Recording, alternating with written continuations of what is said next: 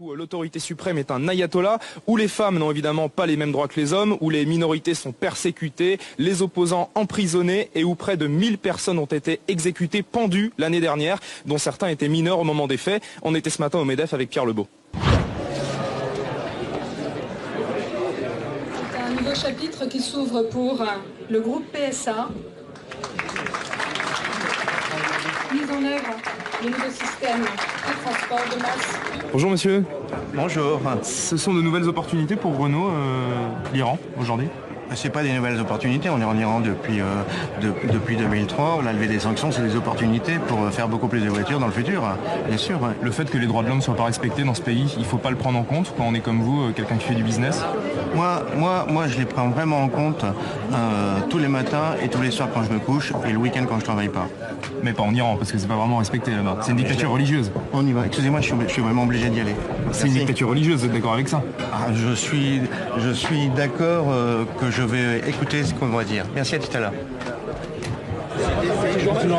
Voilà, j'avais du mal à passer. Bien, c'était un tour. Vous êtes d'où vous?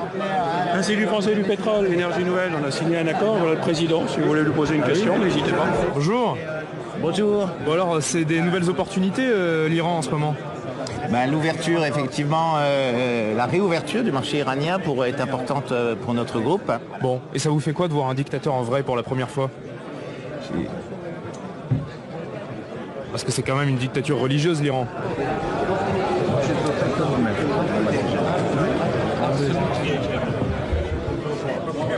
Derrière le mur de caméra, c'est Carlos Tavares, le PDG de PSA, qui vient de signer un accord avec l'Iran.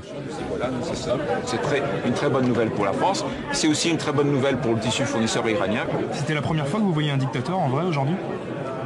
Je ne répondrai pas à cette question. Voilà. Merci, on va devoir... Pourquoi? Juste simplement, on va devoir... Si on faisait du commerce qu'avec les Merci. Merci. Pardon? Si on faisait du commerce qu'avec les grandes démocraties, on n'aurait pas de boulot. Allez, circulez. Donc ça fait partie du business de faire du commerce avec des dictatures religieuses. Il y a 195 pays sur la planète. Vous connaissez combien de démocraties? Président, on va juste enchaîner. Donc ça fait partie du jeu.